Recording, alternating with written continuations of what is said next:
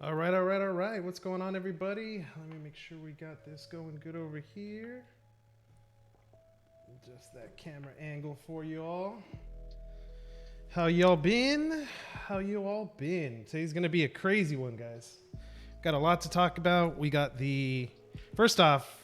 We are. Let's pull up the screen really quick. Where are we at? Where are we at? Where are we at? We are at 496,000 bounty bucks.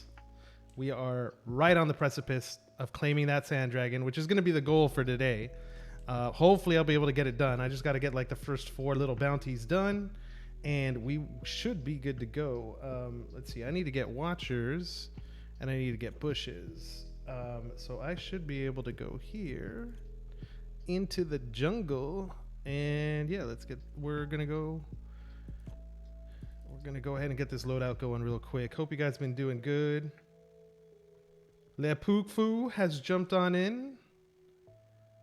How you doing, brother? How you doing? Let me get my loadout. Let's get situated and let's get the stream going. What do you say? I think we're just gonna... It's been a crazy, crazy few weeks, really, when it comes down to it. So we need to get some scavenging. We need to get a little bit of wood cutting. Go ahead and take off these legendary tools and make sure we don't end up giving those away in case I'm not paying attention. Let's see here. Get all the good loadout in there. How you all been? Hopefully everybody's been doing pretty good. I'm expecting I'm really hoping, I think we can get this done, to be quite honest, today. If not, if we end the stream, we might be like just a 1,000 bounty bucks away or less, but we're gonna try to rush through it as much as we can. Let's see. So we're going into the jungle.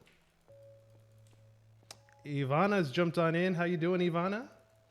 I was actually going to watch your last stream. I pulled it up on the video, but I got a little busy, so definitely gonna be taking a look at that one. I think you streamed yesterday, so that's pretty good. Go, go, go! Get that beauty! Heck yeah! Gonna make that sand dragon mine. Gorgondine's jumped on in. What's going on, brother?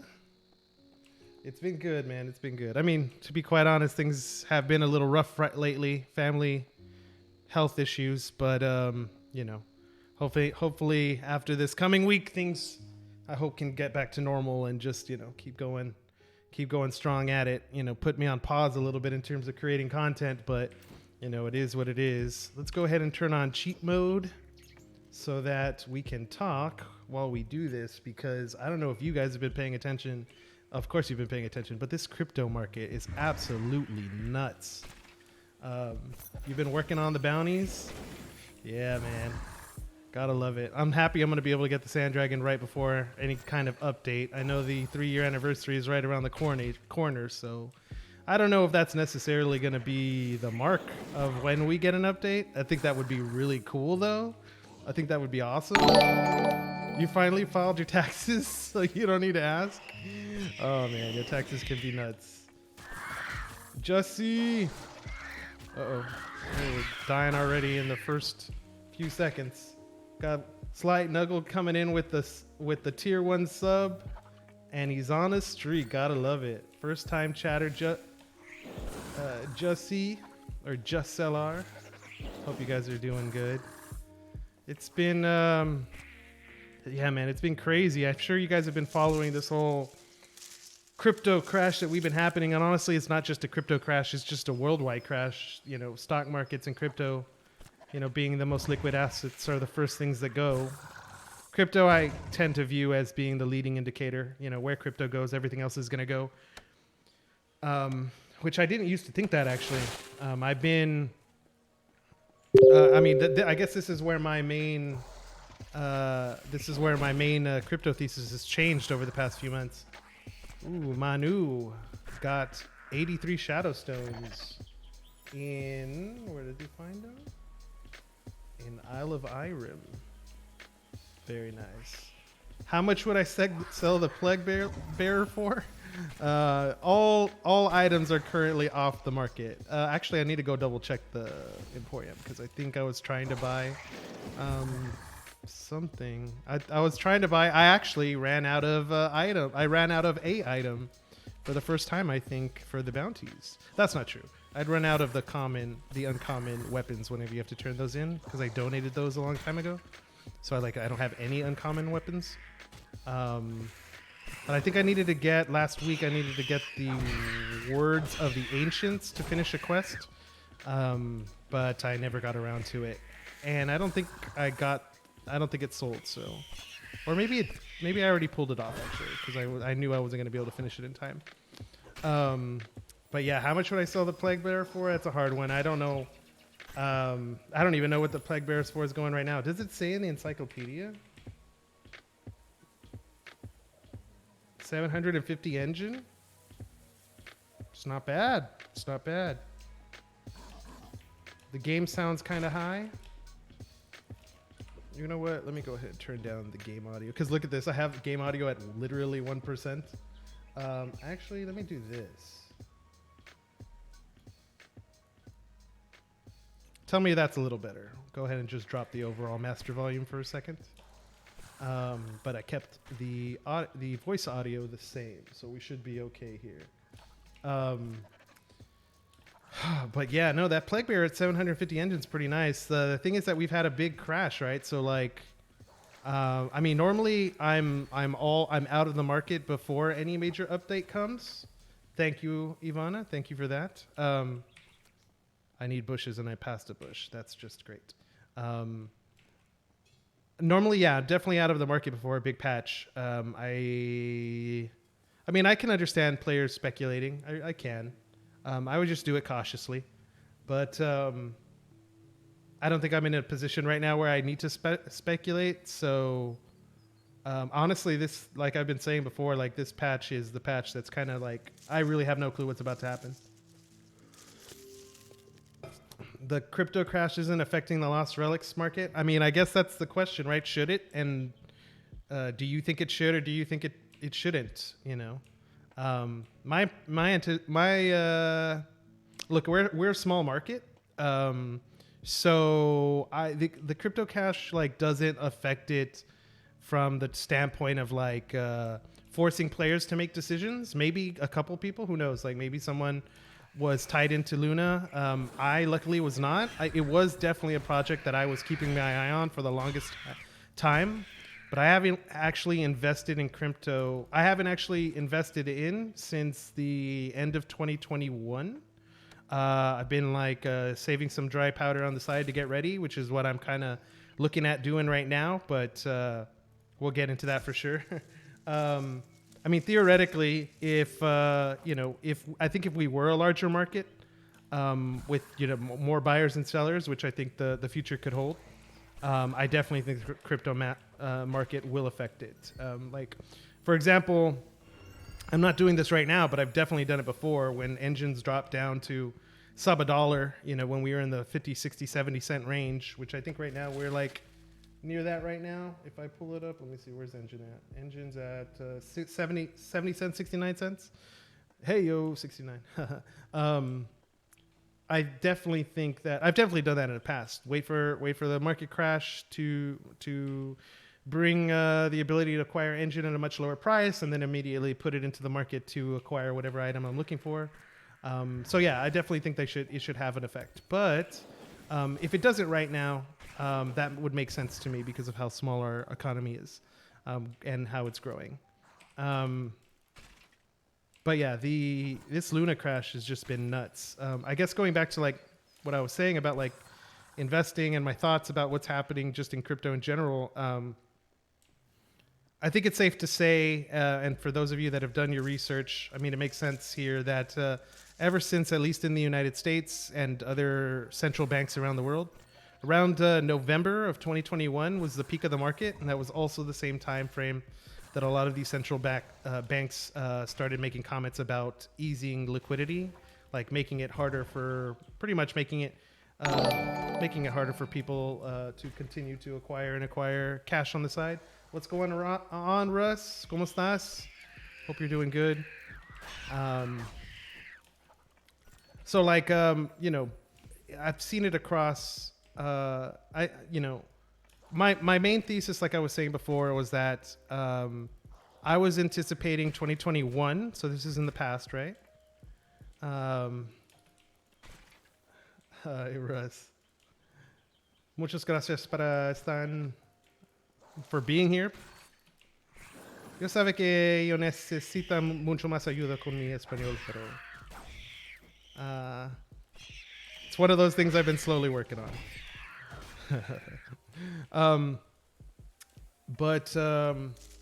Yeah, so I was thinking that 2021 was going to be a lot like 2017. You know, this continuous adoption of people all across the world, continued expansion of crypto, you know, and we would see bull runs the same way that we saw bull runs from 2013 or 2017 happen all over again. That's at least what I was preparing for. I was preparing for a world where, you know, at the time, I think Bitcoin was like around 40 something thousand. I was preparing for it to go up to like potentially 80, for Ethereum to hit, you know, 8, 9, 10,000 at the max. That was my original thesis. But I wasn't making any moves. I was acquiring altcoins, but just holding in general. I'm not doing too much flipping. But I think what the end of 2021 and the beginning of 22 has showed us is that the crypto markets are now no longer in control by retail investors, by like people like you and me, you know, small investors that are putting in some savings and or investing in little projects that they enjoy. But I definitely think that we are now in a world where hedge funds and investment firms, Wall Street is now in control. No, I'm sorry, that's not true. Maybe not in control, but they share the wheel. They have a hand on the wheel as well. So their opinions are now gonna influence markets. And I don't think we're going back into a world where retail influences it solely by the way it did before. So that's how that's how my thoughts on crypto have changed. Add into the fact that, I mean, I always knew that after the pandemic happened, with banks flooding money around the world, I understood it made more sense for assets to go up, including crypto.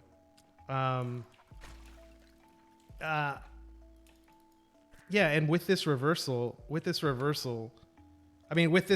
reversal, we're in a really bad spot, to be quite honest, like globally. You know, interest rates are very low and are starting to rise, which means it's incentivizing savers more than spenders. And the more people choose to save rather than spend, the slower the economy gets, because one person's spending is another person's income. You know, if we all decided to save our shadow stones, or kind of like look at it like within Lost Relics, like, I don't know, about a year ago, there was a lot of discussion. I remember being one of the ones participating in it about the idea of like accumulating gold, because if we ever got a blockchain item that goes back into the shop, you could then, all the gold you've been saving, you can then cash in for a blockchain item. It's the same, you know, but that meant that the virtual market was a lot harder to sell your stuff because there was less people willing to buy. Same exact logic for the physical world, right? So, you know, if we have this turnaround, I mean, first off, that by itself is bad enough. Like, that is enough to change world markets everywhere. To make it worse, you know, we pretty much dropped this nuclear financial bomb with the sanctions that hit Russia, you know, imposed by the U.S. and other nations. Not saying it's right or wrong. All I'm saying is that those sanctions are will have and are having substantial impact on the whole world. I mean, right now the whole world is kind of like, because of these sanctions, like now everybody is kind of like wanting to take care of themselves first, right? All countries are trying to like make sure that if they used to rely on having to buy it from another country, they're going to do their best to try to make it themselves. You know, whether that's like the U.S. trying to build chip manufacturers so that we don't have to rely on China for chip production, or you know, I mean, you name it, vehicles, commodities, anything. So in this world where this bomb has gone up financially, I think we're starting to see the ramifications right now. It's got me worried, to be quite honest. You were about to come back online and then you saw that I was streaming. Well, I don't know if I'm going to be streaming too long, so if you do, we'll definitely be sending you over a raid. But look, my thing has been that the market in itself was shaky. We started seeing stocks collapse, which meant that all these Wall Street companies that owned crypto, which are now a majority, are now forced to sell crypto. Doesn't matter. They don't care if they believe in the theory. They don't care if they believe in the technology or they don't. It's simply one of those things where they're forced to sell to be able to raise liquidity. They're going to dump the things that they have. That they're going to dump the things that have the highest amount of growth because the world's changing, and they're going to continue to dump it until something happens. And I think that's what led to the initial crypto coming down. Those big players selling crypto across the board. And I think that is what then spiraled into, when we always talk about like recessions, we talk about the idea of when markets start to crash, the problem isn't that people sell. The problem is that people sell so fast that it breaks stuff. And I think that's exactly what happened with Luna, right? There's a lot of discussion about how they was like targeted, which it could be, it could be hostile, could be Wall Street trying to destroy crypto. I don't really think it was to that extreme, but I mean, could be. But all I know is that Luna crashing and pretty much having the peg fail has hurt crypto so bad that it gives me the impression that, like, I don't know in the short term if there's anything worse that could happen that would cause stuff to crash even further in the short run. But I also think that we're in this world where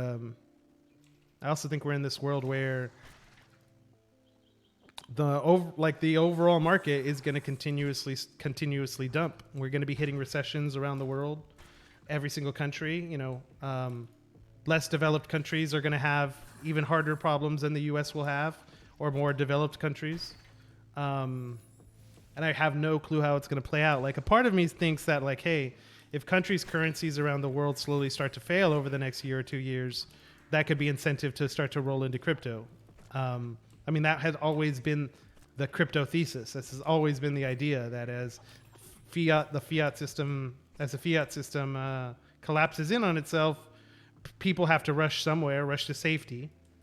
And if that financial system starts to dwindle, then the new upcoming financial system is what theoretically was supposed to take its place, right? So we'll see. I know we're talking a lot about like heavy macroeconomics and stuff. Let's see, Anonymous jumping on in. You bought $10 of Luna token, and now it's 2,400. I mean, you might have been able to time it really well, but if you did, that was probably one of the few circumstances. I think we lost like $4 billion worth of value in the course of 24 hours or less. But yeah, it's pretty much like it's collapsed, forced everybody that were all major players in crypto to reevaluate on where their positions are held. Everyone sold everything and brought everything down, from a like overall crypto market standpoint. For me, it feels like there is an opportunity to buy here. So I've been eyeing a lot of different coins. I've been eyeing a bunch of different projects, but I haven't pulled the trigger. I almost pulled the trigger this past weekend. I actually been trying to figure out, like, well, if I'm going to buy, what do I want to buy and why do I want to buy it? I do think that gaming, I think my overall idea right now is that gaming in the next 2 years, crypto gaming specifically, is going to have a major hype cycle, more than what we've seen already.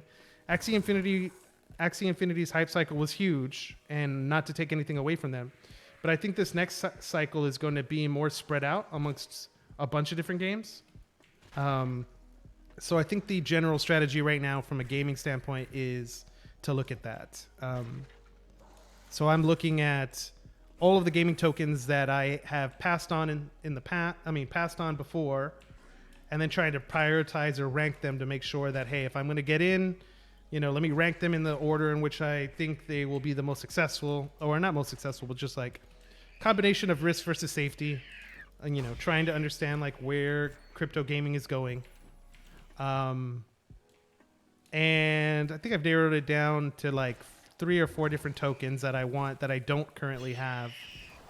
And then, so like been looking at things like Mantic token, which I think Polygon, is probably, from my perspective, the leader in the crypto gaming market right now. I would rank them as number 1. This is not investment advice, obviously, even though I am a CPA, like can't give investment advice to anybody that is not a client of my CPA firm. So I'm just speaking generally about my thoughts.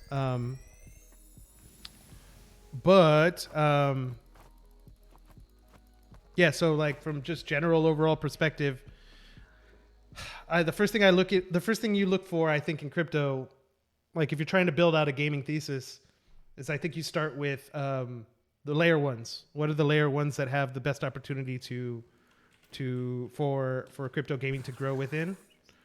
So that leads me to think immediately of Ethereum, Polkadot, and Wax, and Solana. 3 out of the 4, Ethereum being the outlier, 3 out of the 4 are proof of stake consensus or allow for more, less fees related to transactions. Which in crypto gaming, it really just depends like on what type of, how far are we going to go with crypto gaming? Are we going to get games where every single thing is on the blockchain, which would be fucking cool, but also probably unrealistic in the short run? Or we're going to have, I think we're going to have games where like sections of their economies are online.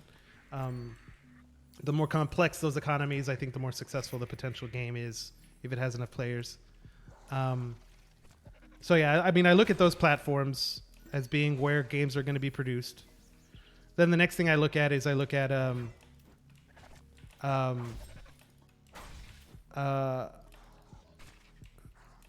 at like, then I jump over to like the layer 2 scaling solutions, which are like, they're not typically layer ones, like Polkadot specifically. Polygon with the Mantic token. But they are growing so fast and have so much not only venture capital investment, but with a dedicated eye on gaming and the ability to scale transactions.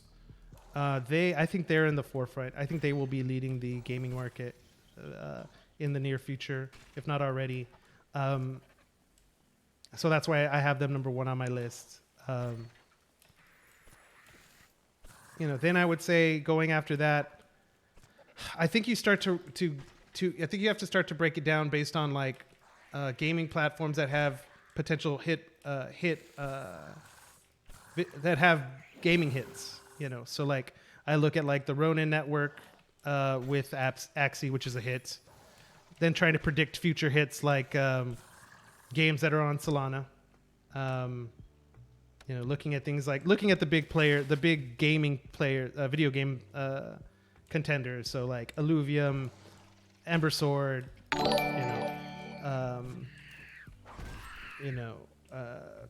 what's it called? Big Time. Other like not like metaverse plays, things like Sandbox and Decentraland, which are obviously bigger, and aren't directly a video game. But we'll see. Did I? Galmi.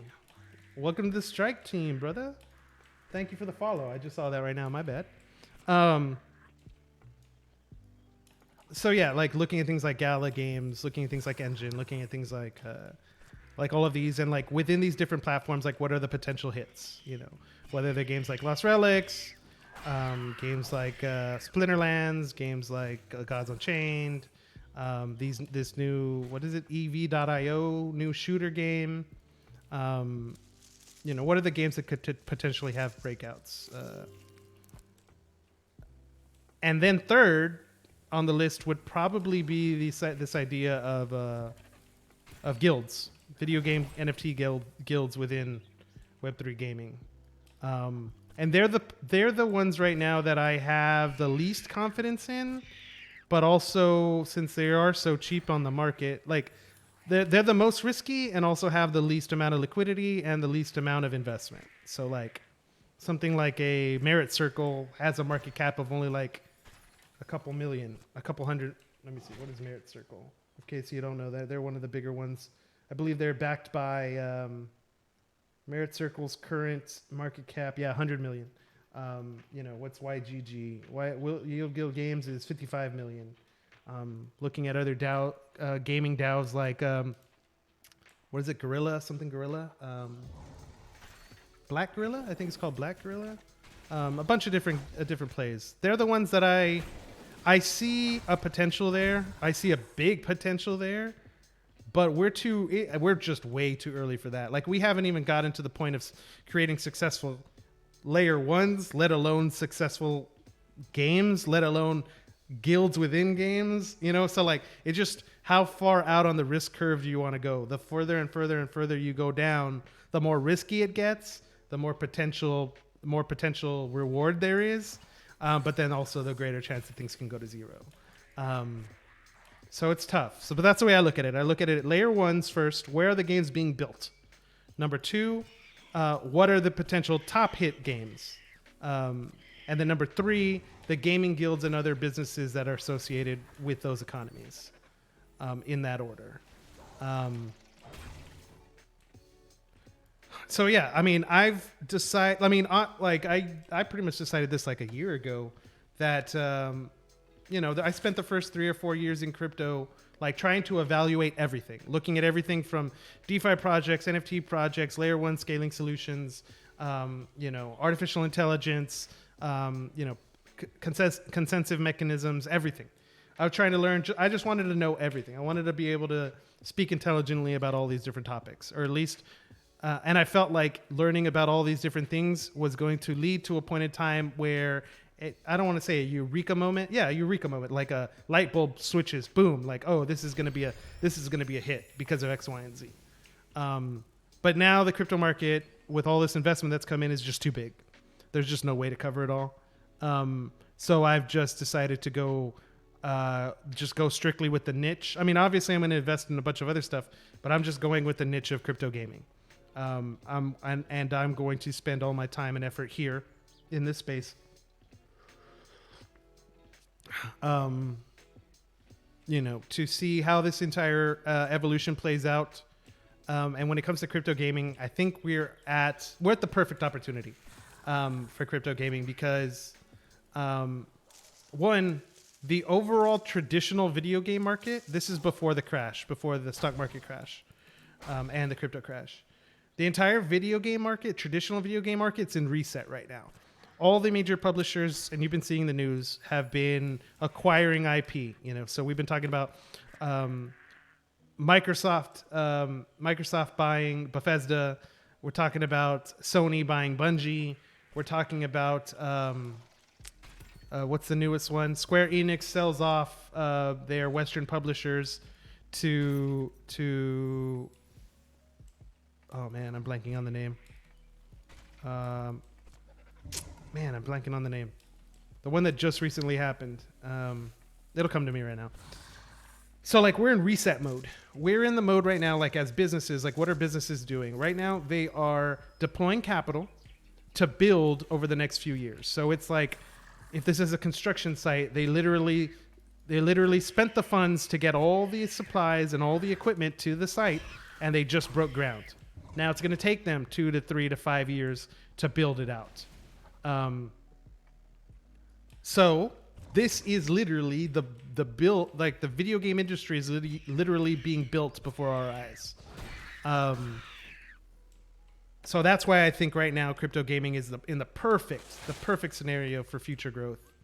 Add in all the ideas that it's tied to crypto, add the ideas of the metaverse, add in the ideas of like NFTs, and we're just at a perfect intersection. It's obviously like my area of expertise as well. I guess where honestly, it's where finance, video games, and pop culture collide. Because that's exactly what this is. Like, that's exactly what video games are. Popular culture, and now with the additions of blockchain technology, are now able to create real world. I don't want to say real world's not the right. Yeah, real world economies within digital worlds. Now it's going to take some time, and we are definitely now going to be in the building phase. It's going to take some time, but I think that's where we're at, and that's where how I'm seeing the market right now. That's how I'm understanding or choosing to view, my current investments and or where I'm at with Strike Team Games, and how to plan for what's next. It's a tough one. Ivana comes in and says the projections of real world economies. Yeah, so I don't like using the word real because even video games are real, right? But I don't know how to phrase it better than real world economies. But yeah, I mean, blockchain technology, Web3 tech allows us to create real world economies inside digital worlds. And honestly, I'm not worried at all about traditional gamers' backlash against NFTs. Honestly, I don't think it matters at all. I think gamers like to create...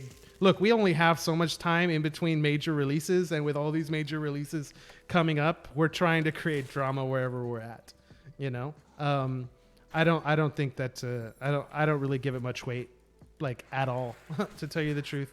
I mean, it kind of frustrates me a little bit when I read some of the stuff, but also, I could listen to... I've been reading, let's see, I'm trying to think of the biggest skeptics, or not biggest skeptics, but ones that I tend to follow their opinions, to just see how their thought process, because it's the same thing. It happens with all of crypto. When I started with Bitcoin, it was like, what is this? Well, this can't be real. It started because a friend of mine wanted to start mining. He had heard about this a long time before, and I had kind of told him, why would you do that? Why don't you just play the stock market and make more money? And then I started doing I was like, look, you invest in crypto, I'll invest in the stock market. We'll track each other's performance and we'll see who does better. So it's kind of just a little challenge between friends, right? But 1 month into it, I mean, obviously, I started noticing that all my stock investments all were related to crypto. So I was investing in things like Nvidia, things like AMD, things like, Microsoft, EA, Activision, video games, and they were all playing around this idea of, and things like PayPal, my thesis was that money's going to be digitized, with PayPal. My idea with AMD and Nvidia was that GPU sales are gonna be the GPUs are gonna be the leading source of compute power around the world, and then all of these same theses played into crypto. So after a month of researching crypto, while I was doing these stock picks, I was like, oh shit, all of my bets are literally crypto without me knowing that they're crypto, and that's when the conversion happened. And then from there I was like, you want to mine? I was like, I've been a big gamer all my life, but I've never built my own gaming PC, which is pretty much what this is. We're putting GPUs into rigs. It's just a gaming PC. So I was like, let's do it. Let's buy the components and I'll start building so I can practice. But yeah, I mean, that's how it got started. And that's, everyone starts with skeptic. No, everyone's like, this doesn't make sense. This won't work. And then after time and after homework and education or just seeing other people, then they change their mind. Happens to everybody. Kennedy, let's see. Do you think that the entry to barrier for blockchain games will be an issue for widespread adoption? I don't think so. Right now it is, and it probably will stay that way for another couple of years. But I think that is in itself a whole part of the market that is going to change next. So yeah, right now those barriers are there. Down the road, I think those barriers will be gone. Non-dairy coming in. When Halo? I know. I mean, ASAP, dairy, ASAP. I haven't even played season 2 yet. I haven't even played season 2 yet, if you could believe that. I want to try the Lone Wolves thing. Does season 2? I'm guessing reset everything, right? Like reset, like you have to do your rankings from 0 again. I mean, I don't mind, to be quite honest, but I think actually it'd be a little bit more fun to do that. Overwatch and Valorant. Yeah, I mean, like, look, I don't think all games are going to turn into crypto games. Not anytime soon. But yeah, I think the way we're going to view crypto games in the future is going to be as its own as its own genre. I think that's how like analysts and like investors are going to like categorize crypto gaming as like a genre of crypto gaming, the same way we have RPGs or platformers or whatever. And they'll probably put it in like the real money. What's it called? The real world money. Real money transaction games. I don't know why I'm blanking. They'll probably put it in its own bucket, and then they'll start to realize that like it's not actually a genre; it's a tool set. It's a tool set that can be applied to any game or any product. And then they'll be killing for everybody to put it in everything. But before we get there, like I think the next turn is this. Here's where I think the gaming market's going. I think games like Lost Relics, Axie, Splinterlands, Gods Unchained, I think they have, because of the downturn in the market and because of the reset in traditional video games, I think they now have the ability to continue to grow for the next few years. And I don't, I've always fought with this idea of like traditional video games peak after 3 months. Like the major part of activity, both like from a daily user figures or a like product sale figures, is 3 months. The peak of a game's sales and a peak of a game's player base peaks at 3 months, and after that it falls until about the 6 month time range. I'm just giving you averages. And then after 6 months, you find the level of which the game will probably push forward into the future without any further releases of content. So like I've always been thinking like it's going to be really tough to invest in video games if it follows that model, because that's just going to lead to flippers dominating every market rather than investors. I now think that these games and economies will build out more like cities, which is like over time, or like a shopping mall. Like I've used this analogy before. Over time, the more people choose to build within these individual ecosystems will lead to further and further development and value add as a whole. So like think of like Engine with all of its different games. The more and more games come on board, the more and more value the ecosystem has. And therefore, the more and more value the games that are at the top of that ecosystem will hold.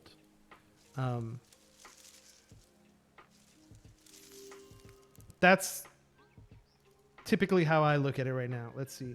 You mean like right now when people get in during early access and dip when the earnings model get adjusted for longevity? Yes, but more like I'm looking at it more from the fun standpoint. I'm looking at it more like just naturally people's interest in anything like wanes over time. This includes financial gain as well, which is I think why people need to be incentivized. Which is why I talk about like the renting system or other types of staking based systems, which is like you're incentivized to hold while this project builds out over time. But yeah, like I definitely think you're right there. I also think that we have a problem with crypto, which is that so much of the past has been about the idea of getting in early, that now getting in early is actually your hindrance. Like getting in early actually hurts you now, in any project, because there's so many people that are just using the mentality of like rationalizing their purchase by using the idea of we have to get in early, as the main decision factor. And if everyone is thinking about getting in early without any other type of analysis influencing their decisions, then that means that the idea of getting in early is literally the worst time to get in. So I am much more of I'm much more in the camp of don't go into those rushes. Wait until an actual thesis or like an actual plan can be shown in front of you so that you can evaluate the value rather than just, I guess, speculate, and then make your decision going from there. Which I guess if we're comparing that to what I was just talking about, that would mean that I would be getting into projects after the 3-month hype. Actually, probably after the 6-month where like the low, where the stable player base is like shows itself. But I mean, there's a lot more to it than just that. But yeah, let's see. Non-dairy Striker, talk about Luna and the crypto crash. Yeah, I mean, look, we'll go into a little bit more depth on the Luna crash, but like, I don't remember. I think I was talking to my brother. I don't know, maybe about, I don't know when the Luna crash started, and he invests a little bit in crypto too. And I was telling him like, look, man, I don't know what's about to happen, but one of the pillars of crypto is being challenged right now. And depending on how it plays out is going to mean everything for the future. So like the idea of stablecoins in general are a pillar of this cryptocurrency, like, just this space. Like on one end you have consensus mechanisms that are one pillar. You know, this is the idea between proof of work, proof of stake. Then you have decentralized finance, which includes the pillar of stablecoins. And then you have NFTs, and the next pillar, which I think will be crypto gaming. But that pillar is being built, hasn't proved itself yet. So like pretty much when it comes to stablecoins as one pillar of this economy, we have 3 different types. I'm going to try to not dumb this down, but I'm going to try to make this as simple as I can for anybody that doesn't really follow all the minutia. But like there's 3 different ways to create stablecoins. Okay, what is a stablecoin? A stablecoin is the digital representation of a fiat currency, of a paper-based currency. In a world where, let's say I was a bank, Strike Team Games was its own bank, you would give Strike Team Games $10, and in return you'd get 10 strikes, each worth $1. This is what's called a fully backed digital currency. So it's just the digitization of money. Okay, so you put $10 into the account, and in return you get $10 in this new digital type of form. Okay, so in essence, there's a one for one backing. Okay, there's risks, and this notion has been throughout human history forever. I mean, if we go back to the time of gold, going back to the time of like a gold-backed system, back then you deposit your gold, and in return you would get a paper dollar equal to a certain amount of gold. This was the going from gold to paper dollars is the same thing like going from paper dollars to digital dollars. It's just a conversion.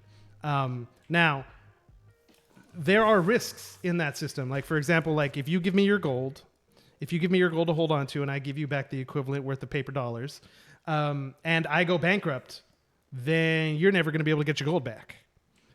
So there's extra risks other than the fact that it's just backed 1-to-1. But the fact that I do have the dollars makes it a lot safer. As long as I stay in business, and I don't let those dollars go, then at any time you can come back and redeem it, and there's no risk. There's no additional risk. Okay. Now, cryptocurrency, the markets try to do a decentralized version of this, in which rather than relying on a trusted third party like Strike Team Games or JP Morgan Chase or another, whatever, Wells Fargo, instead of doing that, you would rely on a computer algorithm, a decentralized app, a DApp, to do that work for you. In other words, you deposit X amount of dollars into the smart contract, and in return, you get digital dollars, USDT, whatever. DAI, MakerDAO is probably the most famous one for this. A decentralized system where you deposit crypto collateral, and in return, you get DAI, which is going to be through the mechanism try to be left at $1. Try to keep the value at $1. Okay. So those are kind of two things on opposite side of the spectrums. One side, you deposit actual dollars, and you get they hold on to those dollars, and then you can retrieve them later. The other one, they give you deposit collateral, and they give you a dollar's worth of that collateral, done by an algorithm. Okay. Now Luna is kind of trying to walk the middle ground between these two types of systems. Luna was what we call an algorithmic stablecoin, which is pretty much the same idea of using software to be able to control the pricing mechanisms of this stablecoin that they issue. Okay. Luna understood that this was extremely risky. And Luna decided not to only rely on this program, but also to create a foundation whose job would be to be, in essence, the buyer of last resort, controlled more by humans or by a DAO. Its job would be to help influence and control that pricing mechanism to keep everything pegged to $1. In this case, what they did to do that is they decided to buy Bitcoin and use Bitcoin as the collateral to provide that extra layer of protection. So what ended up happening was that Luna, the algorithm started to fail.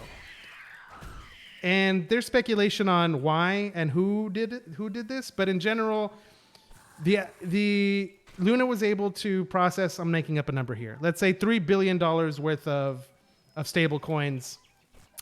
And it could potentially be attacked by someone who had $5 billion worth of value to play around in the system.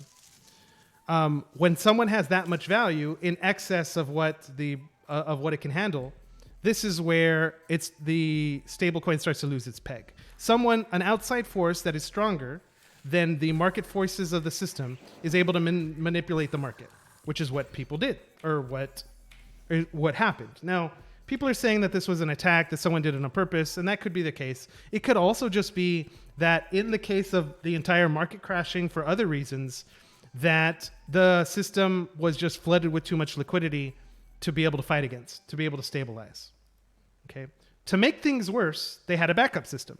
The backup system was that the foundation, which had this Bitcoin, would be able to use their savings to be able to help to pretty much prop up the system. So if the system had $3 billion worth of liquidity and an outside force had $5 billion, then the foundation would say, okay, we need $2 more billion to balance this out so that the system will stay working. So they would deploy $2 billion. The part where all the sketchiness comes in is that people are speculating that whoever the attacker was, if there was an attacker, understood that this is what would happen and also prepared to acquire the foundation's liquidity. So if the algorithm has 3 billion and the foundation has 2, they made sure that they didn't just have 4, they made sure to have 7 so that they can continue to control the market. Which looks like what happened. Once the foundation deployed its last option, which was lending out its Bitcoin to get more dollars to back up the system. Once they did that, once they lent their Bitcoin, they put it as collateral for those dollars. someone or just the market in general crashed the price of Bitcoin, which meant the collateral of the foundation no longer supported the loan they got, and that loan supported the algorithmic stablecoin. So it's like the foundation, the final straw, it was the final straw that broke the camel's back. So the backup plan did not work, and that led to the system pretty much running itself into zero.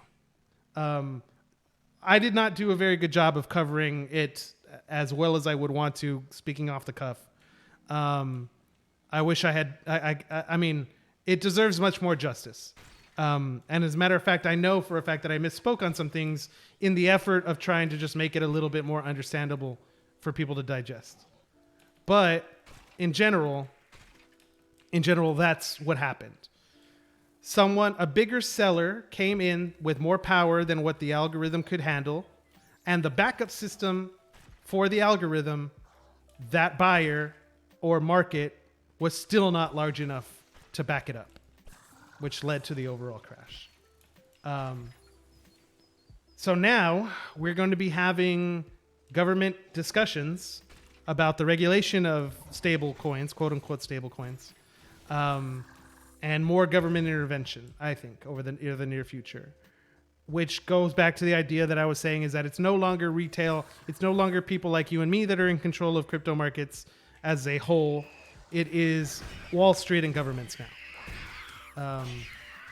So let me go back and see really quick how much comments I missed. Sorry, guys. The debt. Let's see. I'll stake your trans on Efinity. Let's see. I don't know if I would stake. I would stake, but I don't think I would stake for a loan. In which I get the loan. Using that method. Fork bombing the market, yeah. Let's see. Using a very volatile asset to back up something that's more volatile. Yeah, I mean, it's...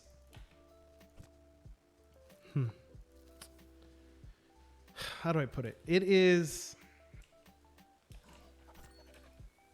The idea of using Bitcoin or Ethereum as collateral has to happen. There's no question. If it doesn't happen, then we don't actually have real world value. Because that's how human beings have been acting since the dawn of man. For some weird reason, I mean, when you look back at history, like the oldest levels of texts that we have found, texts that human beings have written, have been ledgers, have been records of accounts that detail, the buying and selling of items and the lending of items, and tracking of items. That is the oldest form of language that exists, that we have currently found in humankind. This is why they say that accounting, obviously my profession, that accounting is the language of business. It is literally a language. It is the way that human beings chose to communicate value amongst each other. Lending has always been a part of that. So if we don't have lending in Bitcoin or Ethereum, then we don't actually have value. Which is why it has to happen. But because we're in such a small market compared to the rest of the world, everything is bigger than us. So everything, like we are navigating that world, not the other way around. Even, no matter how much promise that we may see that we have. So yeah, it's dangerous. It's dangerous to use leverage in crypto. That's why a lot of people don't recommend it. It is what it is. We are the speakers of this language. I mean, yeah. Then Bitcoin has to separate from USD. BTC needs to be its own value. Yeah, which is the reason why you would be able to lend against it, which is why some people think that. The problem is that not the problem. Well, I mean, just the fact is that USD is so much bigger. So it is the king. It is the one that that dictates where things go. you know. And yes, like there could be an up and coming challenger, but we're not there yet. You're over here taking notes? Yeah. I guess so. Let's try to tie this back to gaming. Like, what does this mean? I think what this means is we're already in the building phase for traditional video games. We're probably going to go into the building phase for all crypto, for crypto projects in general, which means, I don't know, I guess this means we're in a bear market. I guess that's what it means. Some things have fallen to the point where like if it wasn't for other circumstances in my life right now, I would be completely investing. As a matter of fact, I'm kind of pissed that I can't invest in some things that I want to right now because of other situations. But that's just the nature of the game, That's just the way things play out. Everyone knows the best stablecoin is Lost Relics. Well, I could make an argument. I can make an argument for NFTs right now because like NFTs within projects that are holding their are more likely to be able to hold their value than the liquid assets right now. That's totally on a case by case basis, but it just depends, I guess. Yes, Bitcoin would need to outdo all currencies, not just the USD. The USD is like, so if we're playing Mortal Kombat, USD is at the top of the tower, and you have to make it all the way up through all the other currencies first, which is what here's the problem that I'm having right now, is that we're going into a slowdown across the world. At the same time, where I also see that if we are going into a slowdown across the world, that means that a lot of more currencies are going to be hit dramatically, which means more inflation, which means the value of Bitcoin in other countries, in other currencies goes up. Not in dollars. It stays the same in dollars. But the price of Bitcoin in rubles, the price of Bitcoin in pesos, the price of Bitcoin in yen, well, maybe not yen. Yen is probably like the mid-level boss. Okay, it's the very first difficulty checkpoint. If you cross yen, then we're on another level. Okay, we need to get through all the small currencies first. But that's so hard because like currencies don't go down in value because they go down in value for value's sake. They go down in value because countries that are backing those currencies lose power. Whether it's based on like those countries own too much debt, or those countries don't have a strong enough economy to support themselves, or those countries are having energy problems.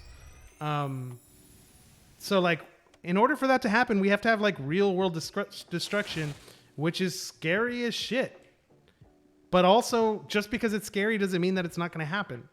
And that's what I'm kind of getting worried about over the next year or 2 years is like these sanctions that hit Russia, like I said, right or wrong, like I'm probably more for them. Like I'm more for stopping the war than I am. But like all I know is like it's the equivalent of dropping an atomic bomb, just financially. And I don't know what that means. I don't know. That's never happened before,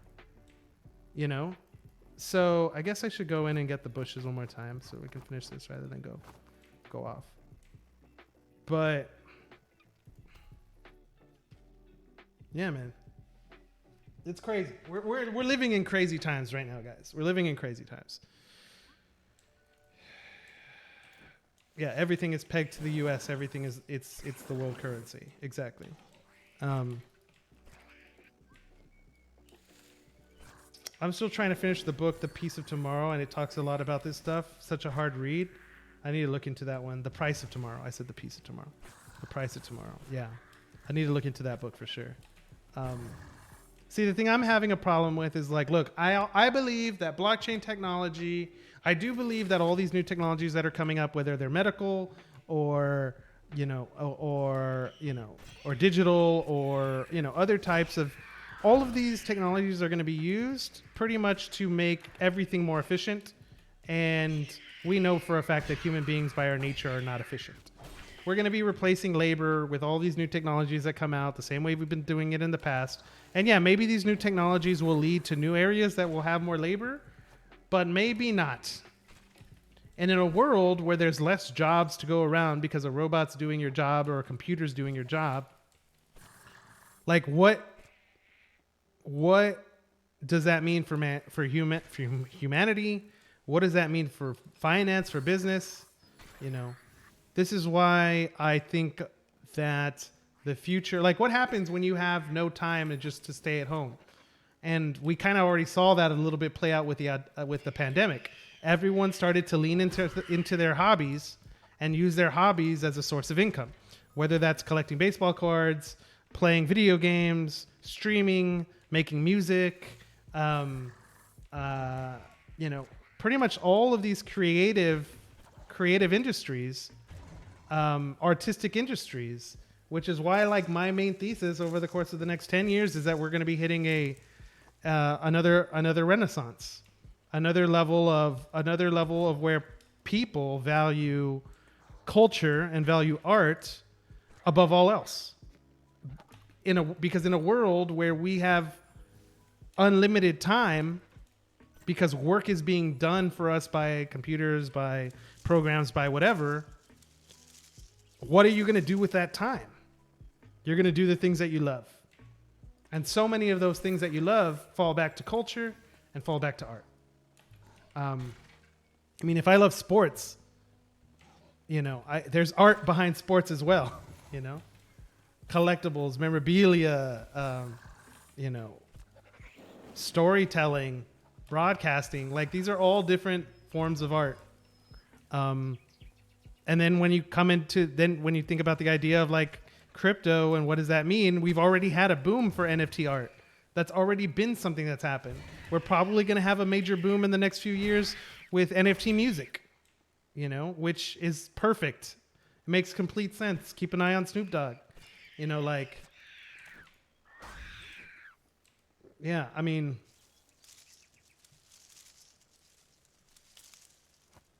all right, so let's not talk about the doom and gloom anymore. Let's talk about what the hell does this all mean for gaming? Again, my niche is going to definitely stay in gaming, right?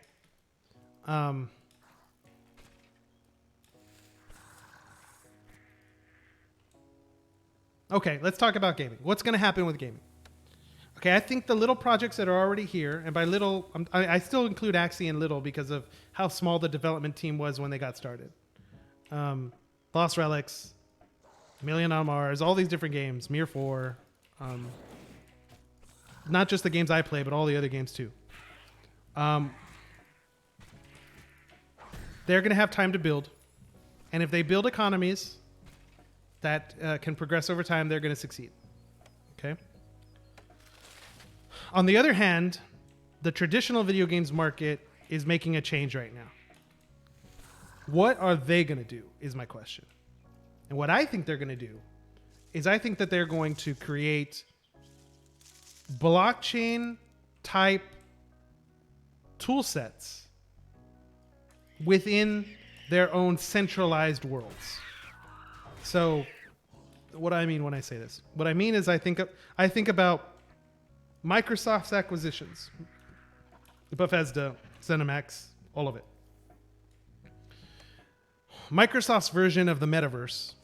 Okay, well, I mean, the idea of a decentralized metaverse interpreted by Microsoft could look like something where Microsoft has a home world. And they already do. Like, I forgot what it's called, but it's like that. It's like an arena that you can walk into where it shows you like all of your achievements and all of your games that you've played, and like you populate the arena with all the other players that are on Xbox Live. Okay, so a centralized world would look like something where you have that like home base arena, Microsoft's home, Xbox's home, and then every single game that's within their category can attach to that home base, can create this metaverse. And now you can start working on things where, like, since they own everything here, they can now incentivize their development studios to allow for the creation of digital assets that can be used in other games that they own and only they own. staying within their walled gardens, but because they have so much IP, it's like walking into Disney World. It is, you can go to any of the rides within Epcot. You can go with any of the rides within the Magic Kingdom. All of them are within Disney. But if you want to go on the, I don't know, the Harry Potter roller coaster ride, you can only do that at Disney. You can't do that at Universal Studios. Now, so it's a world where we still have these walled gardens, but they are built up and built out by centralized traditional video game studios, and they dabble in little projects that are open to the full metaverse. Like, I think that these projects have a huge chance of success, but also leave a lot of potential on the table by not allowing their systems to be open. I hope that this is not the case, but I also think it's the most realistic case, because traditional business minds will continue to be coming from the standpoint of how do we make sure to protect our own first before worrying about the outside universe. Let's see. Loops coming on in says, what is actually awesome about our Lost Relics market is that it's way more affected by updates and almost not at all by the outside world markets. I would say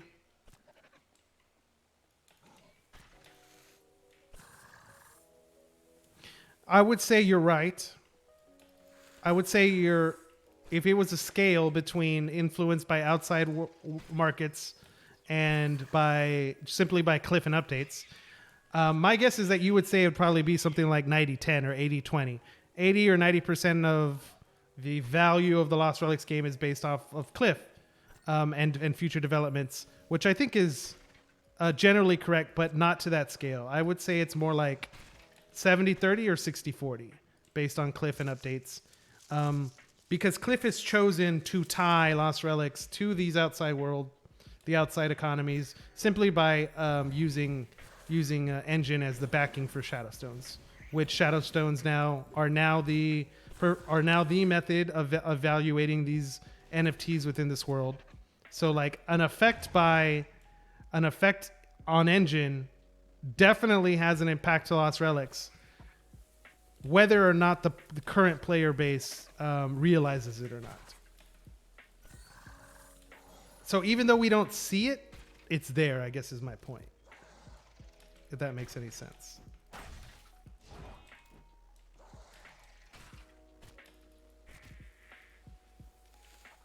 You feel me?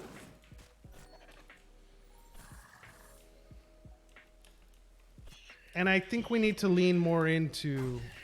no, we're not there yet. But once the game does get there, we will lean in more to adding influence from the outside world into Lost Relics. But first you got to build out the game. Okay. All right, guys, give me one quick second while I get a quick glass of water. I'm gonna get to a safe part of the dungeon here, and I'm gonna come right back. Let me just go ahead and refill the glass. Be right back, peeps.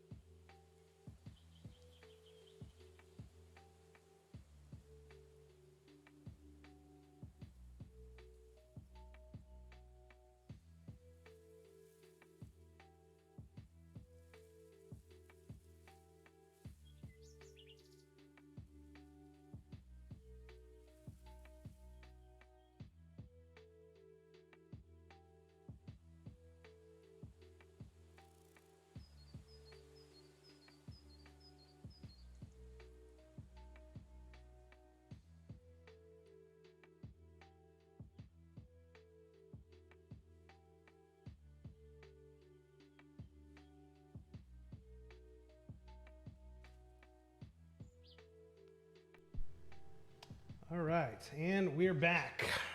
Let's see what you guys said real quick while I was gone.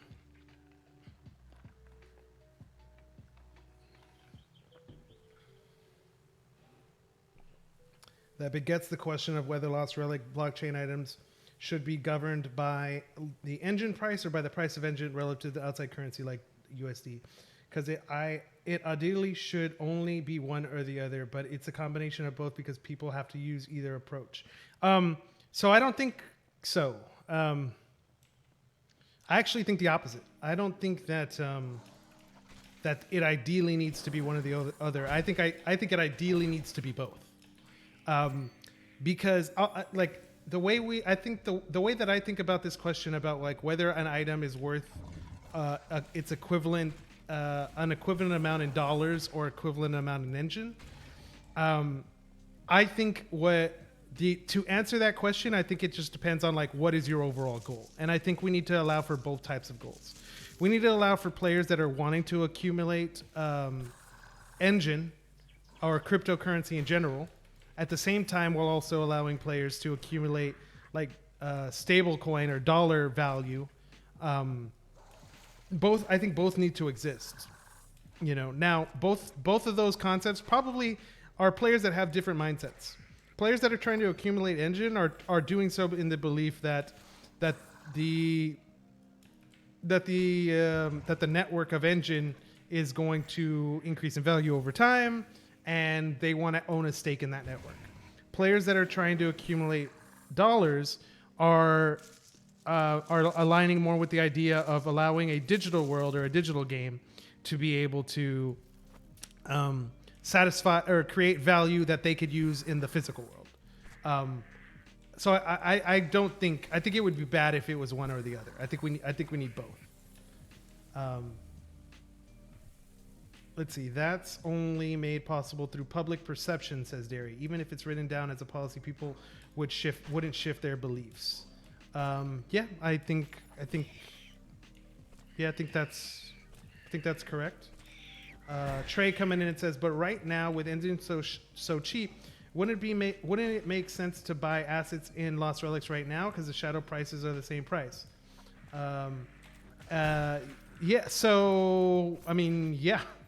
It just it depends on your goal. Like if your goal is to accumulate Lost Relics items and you currently don't have engine, then right now is the perfect time for you to buy engine and being able to turn that into Lost Relics items, into blockchain items. You know, it's like a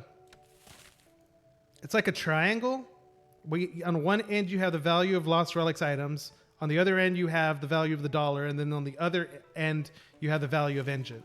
And those three are distinct and each have their own separate value. The question just is, where within the triangle do you fall on the dot? And you can pick two, but you can't pick three. You know? Or you could just pick one and go to one extreme. Disclaimer, this is not financial advice, definitely. So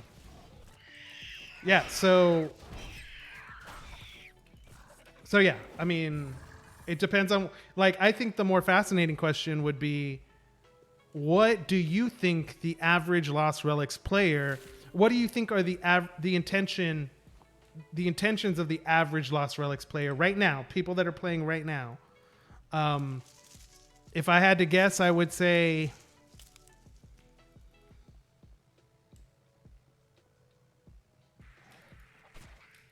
I would say 20% of the people that are playing right now, there's no way to prove this.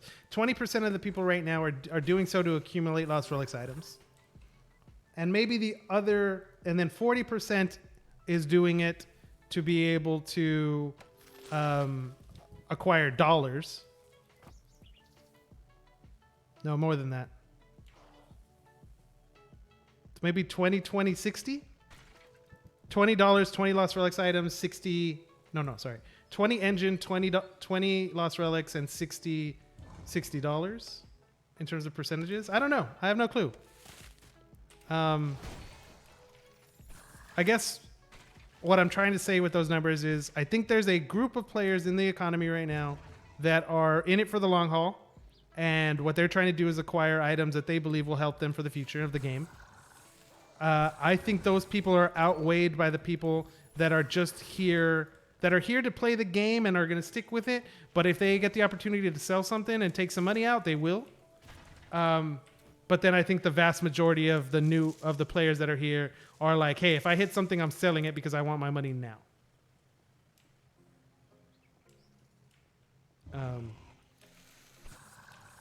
So yeah.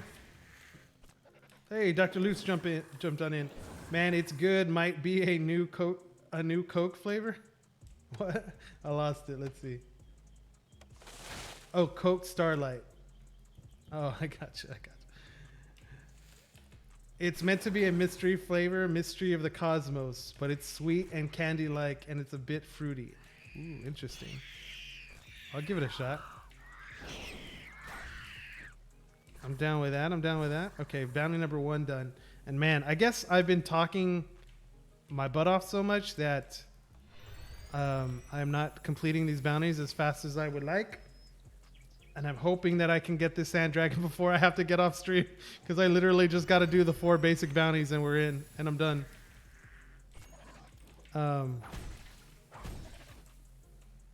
You try it on stream and give the reaction. That would get tens of views.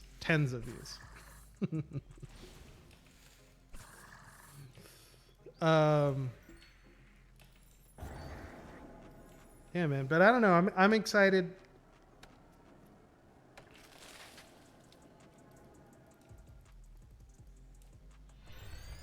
Yeah, I'm just more excited at crypto gaming than ever right now, I think.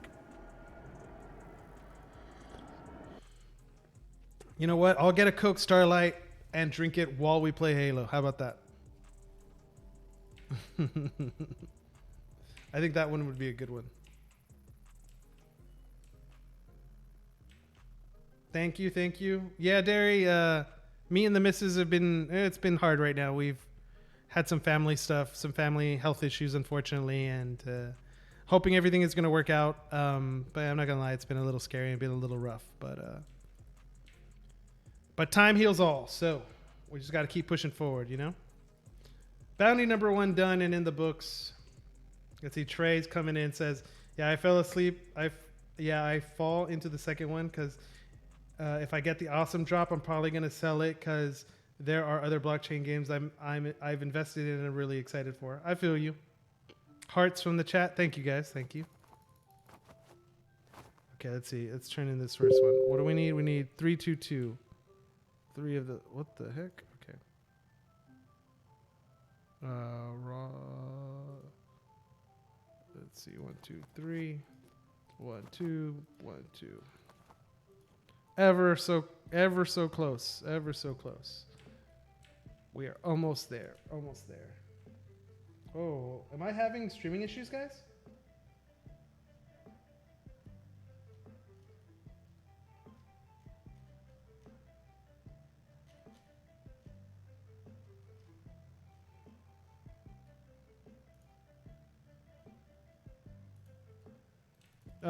Let me know, guys, if you're having any issues with the stream. I mean, I just got a notification that said that I was having issues, but it doesn't look like I am.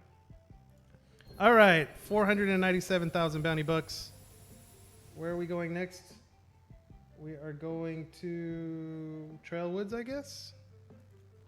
Trailwoods. Let's go. Thank you, anonymously. Trailwoods is green, right? No, where's Trailwoods? Yeah, Trailwoods is green. Great. Okay, go in here.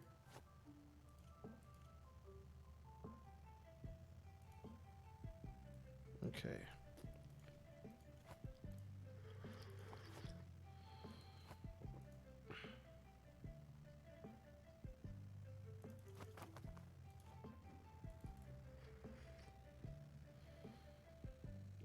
You have an issue? You won't be able to wait for me to buy the Sand Dragon? Let's see. Superfire found an ancient skull of the Osk in Mount Alkep, and I just went back in like a dumbass. Okay. Nice blockchain item find. But yeah, I mean, you know, guys were talking about it a little bit Koro's jumping in. Can't wait for this update. I know, man. I'm right there with you, bro. I'm right there with you. We need to talk about Gods Unchained sometime. I really need to do a little bit more research, not just on the game, but on Immutable X. That's actually, I completely forgot about Immutable X. Like, I think that actually, if I end up pulling the trigger, it will be Polygon. It will be Polygon and Immutable X that I go into. No question. Samesies. What's up, Rifting? Yo, Derry, we need to get Jay into Halo with us if we play. That would be a hell of a stream. 2, the guy can freaking slay, man. The guy can freaking slay, I'm telling you. I mean, I played with a lot of good players in my time. And granted, I'm old now. But you're at another level, brother. If Strike Team Games ever starts up a professional shooter team, I already got you on the speed dial, okay? Just saying.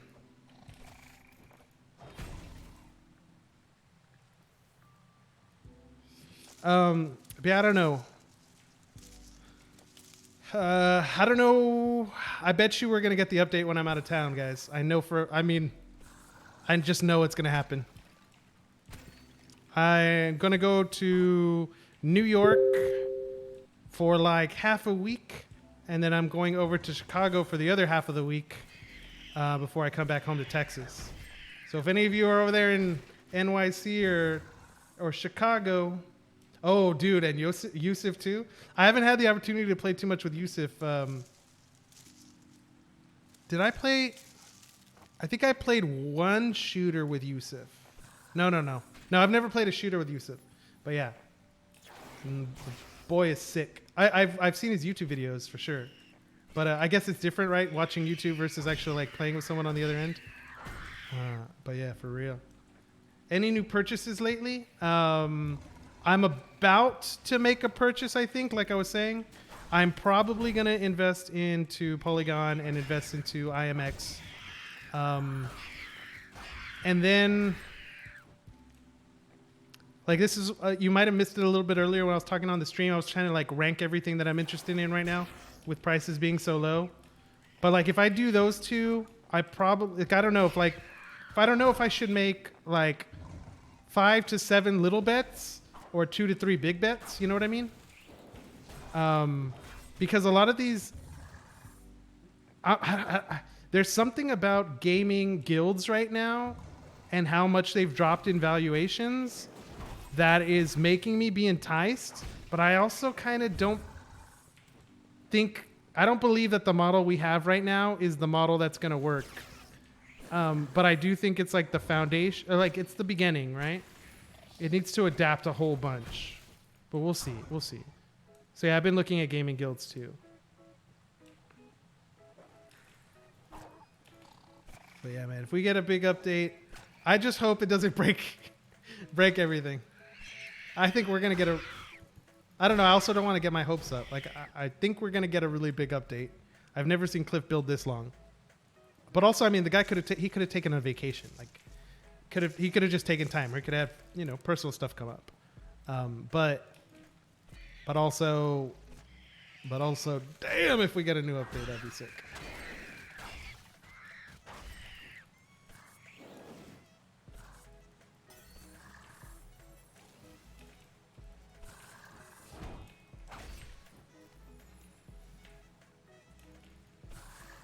What am I doing? I'm just totally, what am I trying to kill? Oh, yeah. I've just been in my head the whole time. We're going to see, man. I hope... part of me believes that the crypto markets right now are, like, too good to pass up because of, like, we've had, like... Just the fall of Luna has just caused so much devastation that, like, it makes me hard to believe that there would be another event that could cause that much destruction, other than like some type of government intervention. But governments move so slow that it's kind of like, even if things continue to go down, even if we are in a bear market, like, I don't think I would have a problem buying some here and then as things go down, slowly buy some more. You think we're gonna be all shitting in our pants when the new update comes? I think we are too. I mean, I have a feeling that a lot of people are gonna get pissed no matter what it is. So I'm kind of waiting for that reaction to play out. But yeah, things could be big. I want to see how many people. Man, I don't even know. Like, I'm starting to think we're just gonna get like, and yeah, I know how he said on the stream that he was like, not this patch, but the next patch was gonna be multiplayer, or some type of co-op. I have a feeling he might just skip to it. Like, maybe that's unrealistic. I don't know, but I mean, he said stuff before in the past, under promised and over delivered kind of things. But yeah, I have no clue what to do. I have no clue what to do, to be quite honest. All I know is I need to get the Sand Dragon, and then I probably need to get to level 100. And then what do I do after that? I mean, I'm like really debating hard about pushing all my production skills right now. If the patch comes, I'm not doing production skills. Probably like almost no matter what. Because like I'm going to be playing dungeons. I'm not going to be running back and forth. Which means like right now is the perfect time to do production skills. But also like, I mean, what's the price of coal at right now?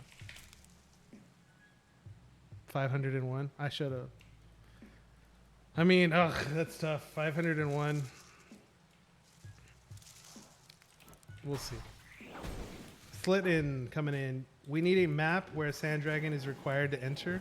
Oof, that would be sick. People would be pissed, but that would be sick.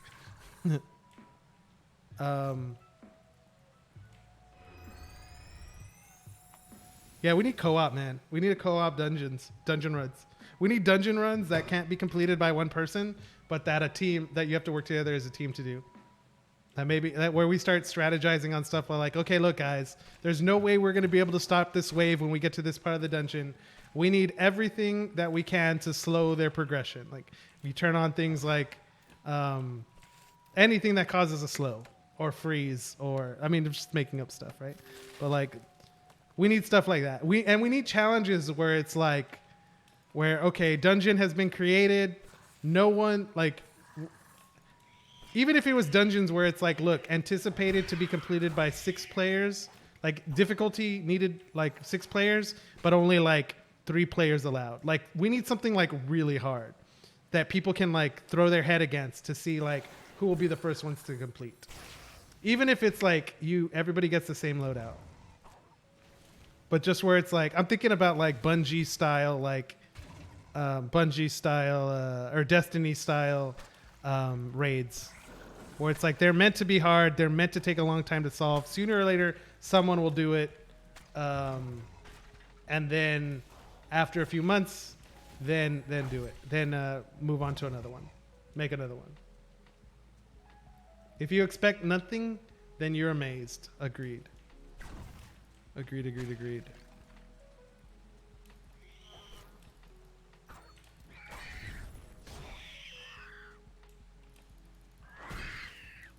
So like, I burnt through all my health regen. Am I gonna die?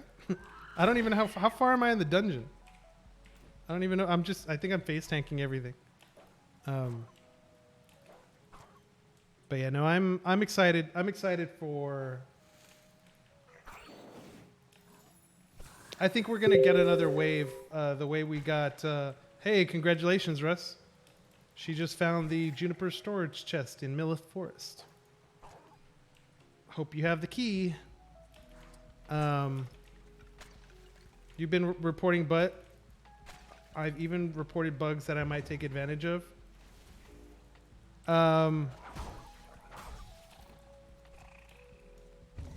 Yeah, I mean, the bigger the patch, the more things can break. The more things that break, the more Cliff needs to spend fixing some stuff.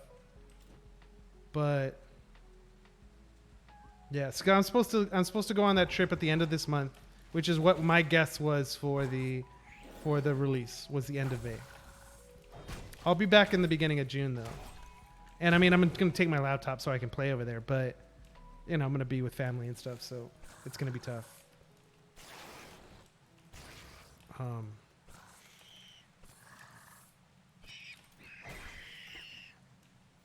yeah, I'm gonna need to like use some. I'm gonna have to use my potions, I guess. What am I playing? Trial Woods? Maybe I can't face tank Trial Woods like I thought.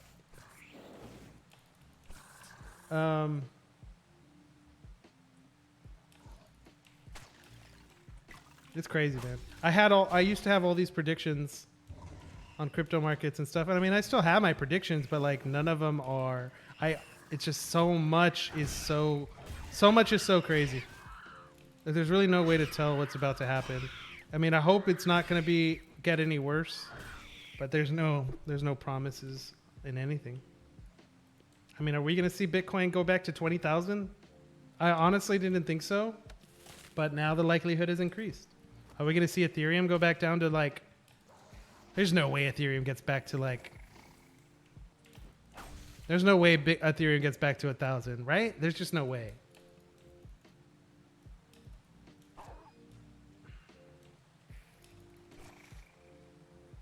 It's just like so many things look good. Like, I'm just go down the list real quick.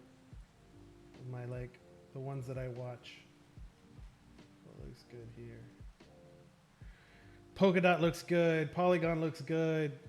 Oh, Flow is another one. Flow's another one that that might be the third one on my list if I pull some triggers. It'll probably be Polygon, Immutable, Flow. If I decide to do it, I don't know. 8 coins too high. I mean, Decentraland and Sandbox. Probably Sandbox over Decentraland, but I don't know. It's tough.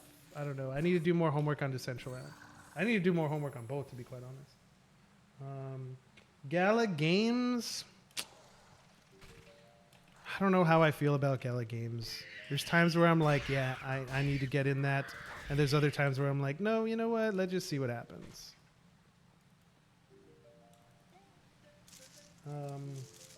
Loop Ring. Wax. Rand Protocol. Merit Circle. YGG. Efinity. I need to definitely get some Efinity coins right now. Things are just, it's just too cheap. It's just too cheap. 21 cents. Ronin. Ronin. What do I do there, man? Kind of feel like I can't not. Hey, Ivana found some Shadow Stones. Very nice. Peter Koo jumping in. It's all about the hype. It is all about the hype.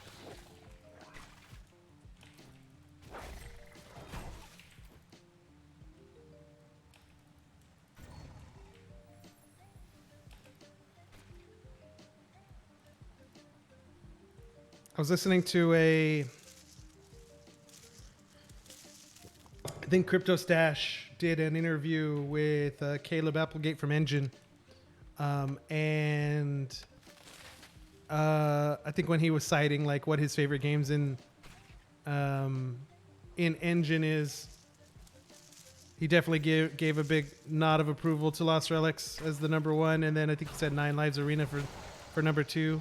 I probably would have gone Lost Relics followed by Space Misfits, but I get it.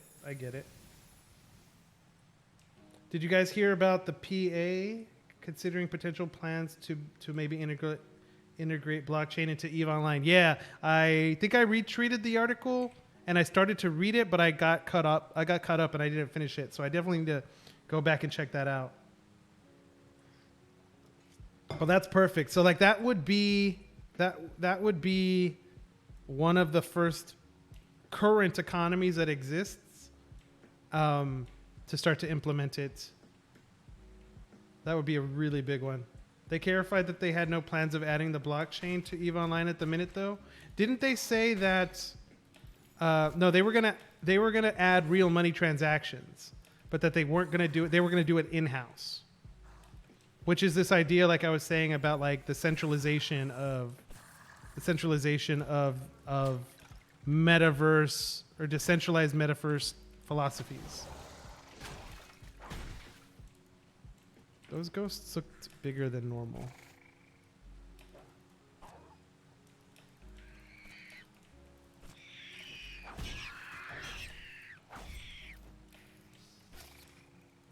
But anyway, hope you guys are still grinding hard. It's already 2 o'clock here, man. Damn it. I'm only going to finish. I'm not even going to...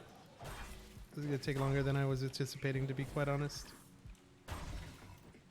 And Ivana says she can't live without me getting the Sand Dragon on this stream. Oh, man. The pressure.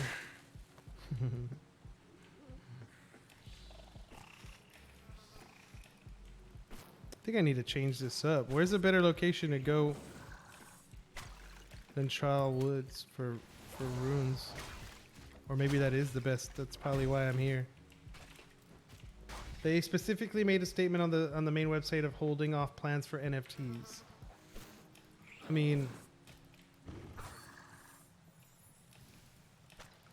yeah, how are you supposed to sleep now? Exactly. If I don't get the Sand Dragon on it. What if I don't and then all of them disappear? What if Cliff comes out and says, okay guys, new updates, we're gonna start the process of rolling out a new update, which means I need to turn everything off from the shop and the bounty items, and I never get it. How devastating. Nah, he'd probably put it back up. Or he'd put something else up and I'd be fine with taking it. There's no way I'm passing on a mythical, guys. There's just no way. There's no way.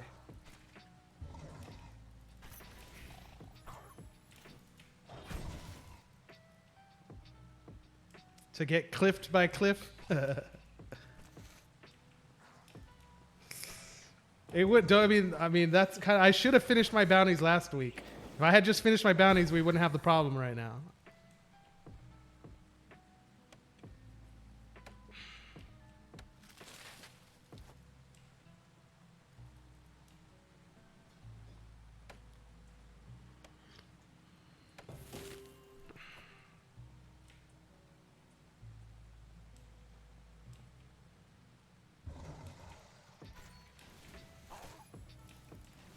I don't know. What do you guys think? Oh, that's going to poison me. Aha, it missed. I also definitely need to catch up on the lore of the Ivana lore readings. Of course I get by the ghost there. Of course. Or by the spider web. Yeah, that would suck. Update rolls out the night before you hit 500k. Now the Sand Dragon is 1 million. Balancing update patch. Oh shit, that would be bad, bro. Oh, that would be bad. I mean, it would technically be my fault, but that would also be so bad.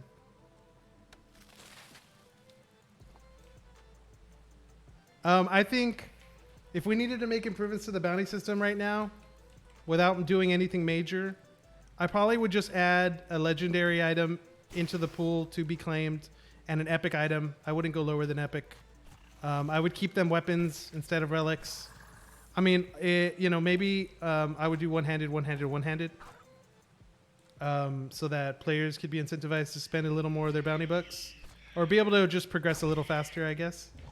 But yeah, what you guys talked about and what I talked about Ivana last time with like the ideas of like what bounty bucks should be worth, like I need to do a lot more homework on that, because I'm probably this second round of bounty bucks is definitely going to be the point where I'm going to have to start to evaluate that. In the beginning, I was turning these in because, I mean, honestly, understanding the value of a blockchain resource specifically is very difficult without any items. So my thought has always been that if Cliff put them to be turned in, then they're meant to be turned in. And I kind of been like, I'm not going to really worry about the price too much, and I'm just going to trust in that fact that the utility he gave them was for this system. So I want to participate within this system. Now that I've run out of some items, not all obviously, but now that I've run out of some specific ones, I should probably do some more homework on trying to figure out like what they're worth, what a bounty buck should be worth. So your issue with the bounty redemptions is that none of the virtuals are worth because other people's value gold more than I value the shadow stones needed to make the virtual relics. I mean, that's not. Yeah, you're right. Why do you think other people value the gold so much? I would ask. Where can I go that's different from here from runes? Trial woods or ash woods? I mean, they're the same. I guess ash woods would probably be a little easier to complete. Would it also be faster to complete in ash woods? I don't remember. I don't know. What do you guys think? Let's see. Lurking with a croissant. If you bring it's like when you go to class. If you bring some for one, you have to bring some for all. You've been let's see. Ivana's been very picky with her bounties after she got the sand dragon. I think that might happen to me too. You're glad that you did not miss out on the sand dragon? I agree. I'm very glad you did not either. Because y'all hold resources too much. I mean, to be fair, we kind of didn't know what was going to happen with a lot of them, right? Until the bounty system, I guess, got implemented. We were like, are they going to turn into relics? Are they going to get effects? Are they going to be used for production? And then the bounty system came out. So many people's gold income is probably lower than mine. Oh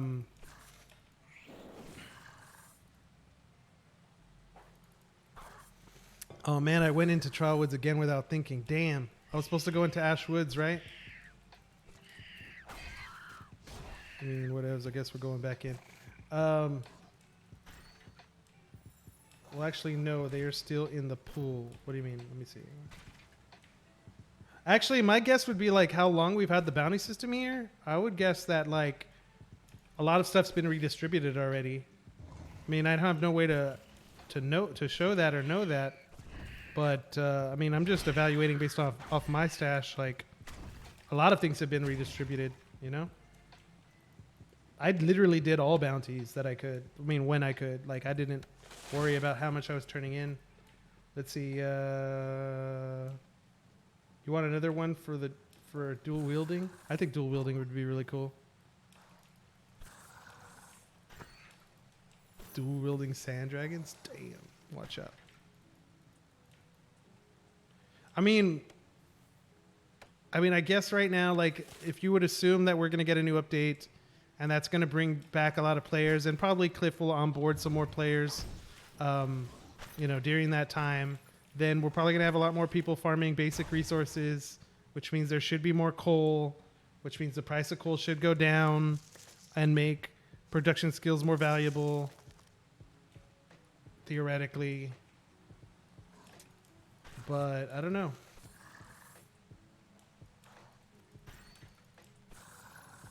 Based on how often where drops right now, you're not going to give 2 of them for a silver bounty anymore, and it takes too much time to get them and buy them. Yeah?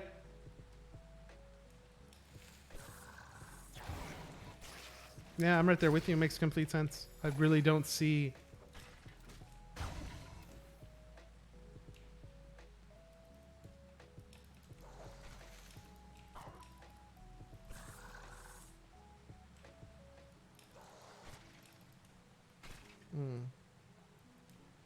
I don't know. Maybe there's a clearer way to be able to, like...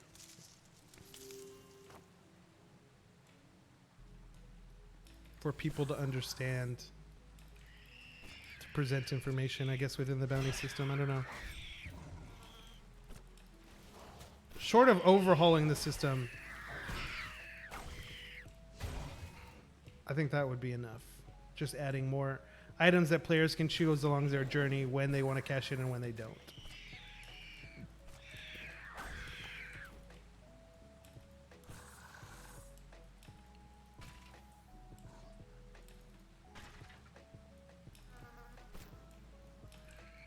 Yeah, I mean, I've never crafted a bounty virtual, specifically because of the fact that it was a virtual.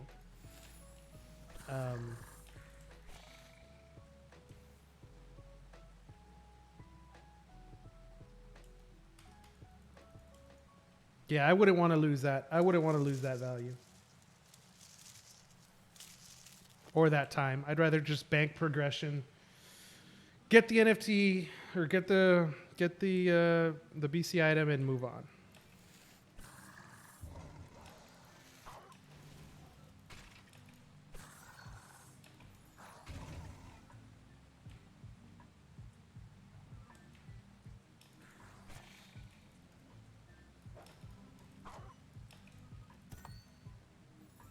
You don't know what people do with gold? I mean, I think it's either production skills or like rolling loot chests, right?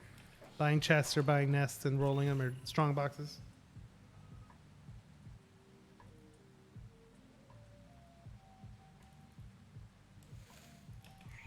Yeah, that is that is quite a lot. I think. I mean, my only thing is I would love to be able to do these bounties on more difficult maps,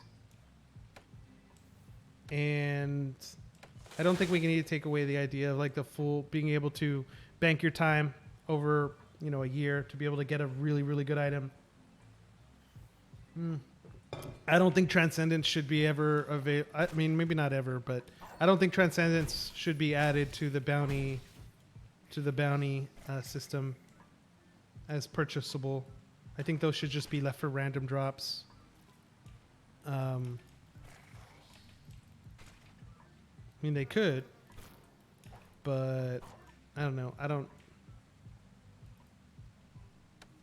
It would put too much emphasis, I think, within the bounty system.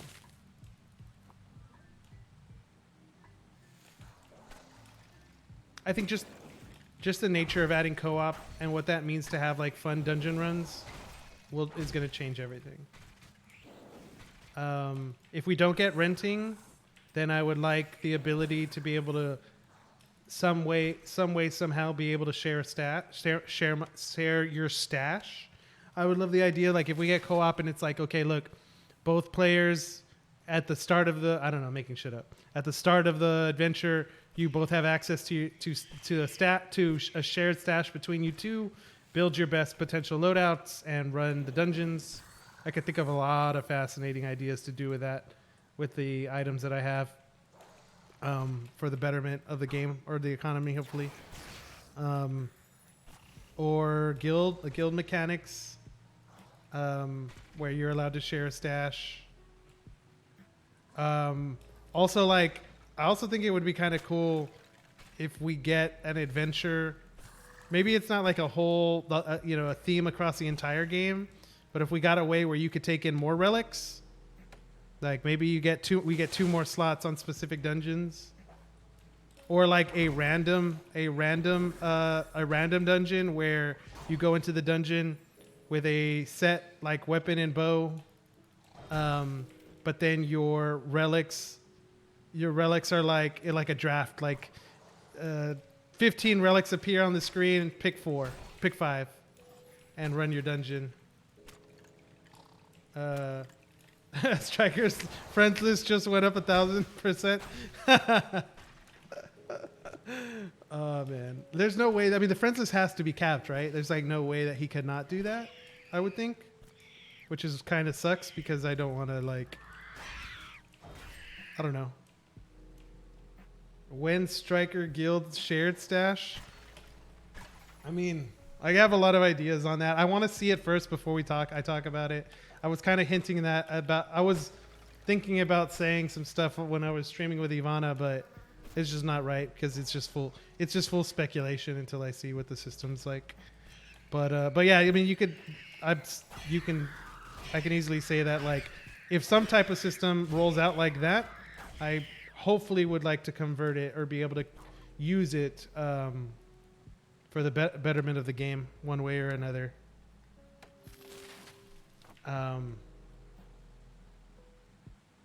But we will see what happens.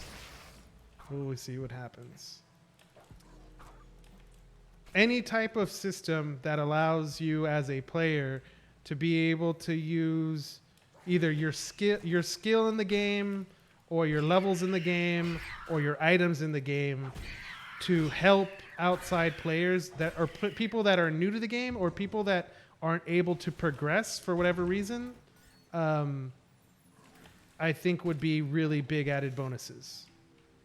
So like think of like a world where like yeah, like a player can't do epic dungeons because they don't have the blockchain items, but they're your friend, and you want to run dungeons with them, and you want like that where you could say like, hey, here, I have an epic item, you can equip it, and let's run this dungeon together. And I mean, I'm sure there would be some like major, obviously, economic changes, but like since like right now is the time I think to experiment because we are small, and because I do think that like when I go look at the leaderboard and I see like how many of the top players have like items that are transcendent, legendaries, or like some of the major relics, like it gives me the feeling like, hey, a lot of these items are spread out well. Like it, you could see cliques and groups forming of friends of like friendships and guilds or whatever. And I think just like being able to do that, like. I don't know. I think a new type. I don't know. See, Derry, I don't know if scholarship system's the right way to look at it. Like, I don't know. I don't. First off, I don't like the term scholarship. It's just not what it is. But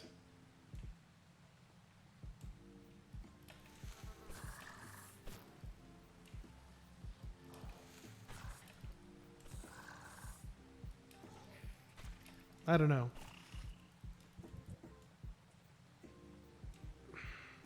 It's tough. It's tough. But yeah, just a way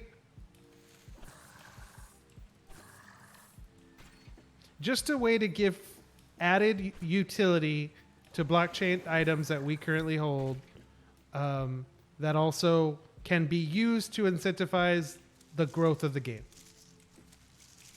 amongst different players. I mean, I guess you could also say that the opposite would happen, right? Like if you can share with your stash with anybody, then why would some players would choose never to buy and just like be friends with a lot of different people that are willing to help? Or like guilds would form and groups would like, I guess, incentivize like you never needing to buy. So then the value of the items would be negatively affected, I guess. I don't know. I mean, it would need to work. I mean, there would need to be a lot of tweaks, but an easily exploitable mechanism. Yeah, I mean,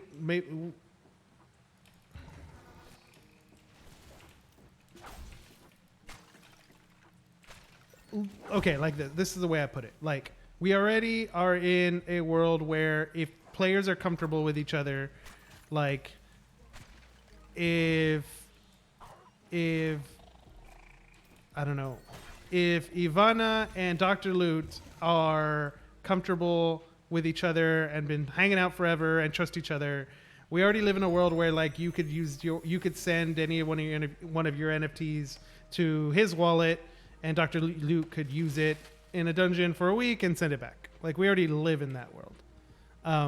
The problems right now is just that like that option's taken away because now it costs you something to do that. For companies to pay people, oh, you mean exploitable mechanisms for companies to pay people to farm for them? Yeah. So if we're gonna have, I agree with you.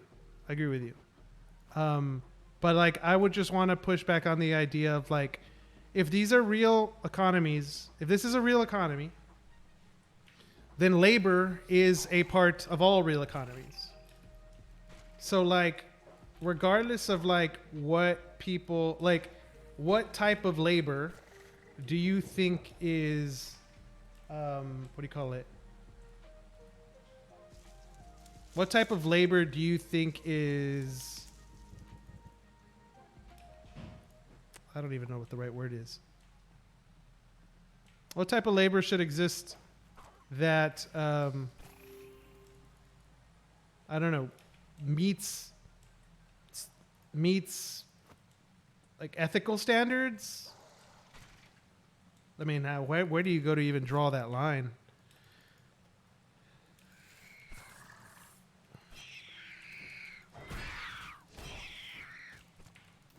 Yeah, you're right. We don't have a virtual system yet uh, that has made it there yet. You're right. I just also think that like that is like that is the potential that blockchain games have that traditional games though don't. Like that's the niche. That is what can make them special. Like if we're just talking about like straight up gameplay, then we're competing with everybody else, or not competing with everybody else, but like then like there's not that unique that extra item that pushes the video. Maybe just being too looking too much into it. Like it doesn't have to push the video game industry forward. Not all games do. Like there will be some that take those risks, and maybe Lost Relics doesn't need to be one of those games that takes those risks. I mean, I kind of think we're already taking those risks though. It's already like we're already there. It's already happened. It's just the difference is the amount of people and the amount of enthusiasm and the amount of both time spent in the world and I guess life being, I don't know, it's tough. I mean, who are we to forbid something like that? Capitalism in the real world is projecting in virtual ones as well. I would just like to postpone it for now. Yeah, I mean, I don't think it should happen definitely until Efinity happens, and I don't think Efinity is happening probably for a year within Lost Relics. So yeah, I mean, if something were to happen like that to that scale, my guess is that it would be like 1 to 3 years out if it were to happen. But yeah, maybe someone else can like be the first mover. I mean, that's kind of what's already happened, right? Like at least when it came to the idea of like onboarding like your currencies, like a game currency versus like adopting an outside currency like Cliff did. Like he kind of got to see what other people's mistakes were and like why they did it, what their mistakes were, and then built from there. So that's definitely like it's definitely a big benefit. The only problem I think is just that like since Lost Relics is the number one game within Engine, or at least within this platform, like I think a big portion of the platform's success, I mean, unless an outside game comes in and kind of takes over that mantle, I think that by itself would be bad for Lost Relics, but maybe not bad enough, or maybe would be okay. I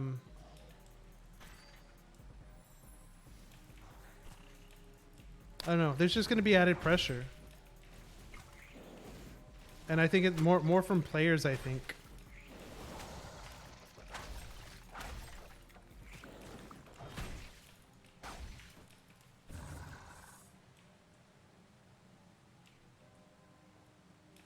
I mean, we're probably looking at like co-op coming, maybe new ways to recycle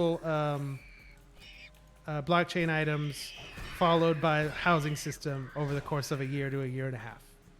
I would guess that's like the roadmap right now. Co-op,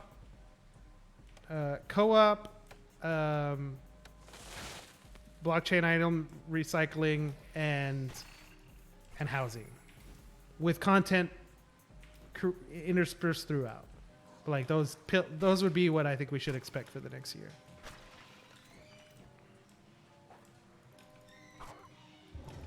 Interesting. I came really close to finishing it without using the poke. Hey, babe. Everybody say hi to Mrs. Stryker. I'm just kidding. 1 second, my love. I'm literally 2 kills away from finishing this run. And then we are out. Let me get this last chest. DMD says hi. And so does Nondari, and so does Gorgandine. Okay, we're out of the run. Give me 1 quick second, guys.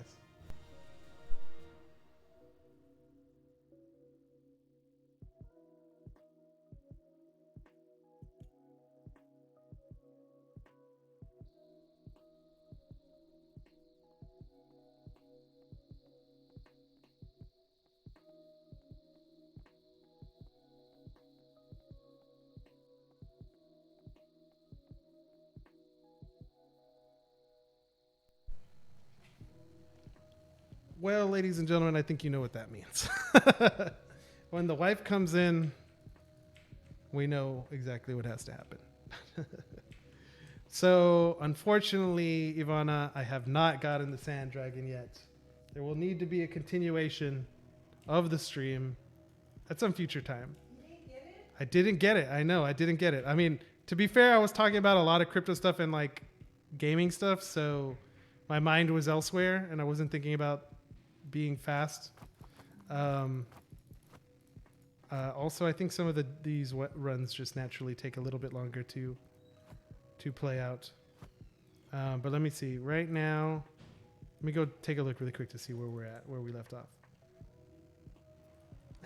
I look like a sad... I have a look on my face like a sad child who wants to play with his toy. Okay, so I'm at 497,600 bounty bucks, which means I need 2,400. So that should be 1,000 for this one, 1,000 for this one, and yeah. So I just got to finish these level ones, which are all low-level dungeons, obviously. Runes, I'm halfway done. Skeletors are next, and then Rears after that, and then we knock it out. So, what is that like? That's probably like 3 hours of playing, I think, and then we lock it in. If it turns out you could do one gold bounty fast. No, I don't think I can do gold bounty fast. I think I looked at that earlier. Let me see. Let's see. I have a lot of gold. Okay, Dreadleads, no. Pharaons, yeah, but bushes will take, what, like... This will take like 45 minutes, I would think. Trees and Necronites, yeah, probably the same. Rogs and fishing spots? No. Yeah, no fast ones. Wait, what about this one? This one might be fast. Fast. Wraiths and... Let me see. How many wraiths are there? There are... Oh, I have to go to vaults. Visum vaults, right? 77. So that's what, like 4 to 5 runs at like 15 minutes a pop, 10 minutes a pop, and then engineering items. I mean, it's okay, but then I would still need to do one more. So I'd rather just get them all done and do it nice and slow. So, all right, ladies and gentlemen, boys and girls, that's going to be it for me today. Thank you all for hanging out. Hope you had a good time. This is Striker signing off. I'll go ahead and be posting this, hopefully, if it came out good, onto the YouTube. Ivana, I'm sorry. You're going to have to go to sleep without me getting the sword, unfortunately. Yes, my wife says sorry. But that's it, guys. I'll catch y'all later. Hope you all enjoyed it. And good luck if any of you are navigating the crypto waters out there. Stay safe. Catch y'all next time.